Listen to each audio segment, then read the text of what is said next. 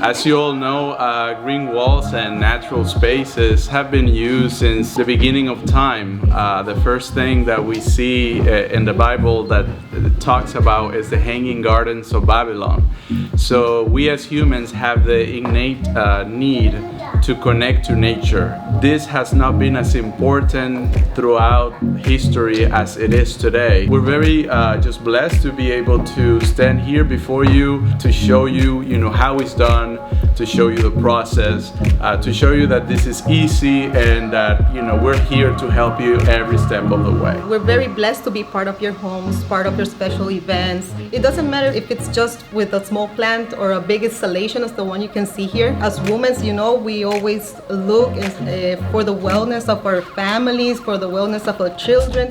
So I think it's important for us to start with a small plant at our homes, and it's a blessing for us to be part of it.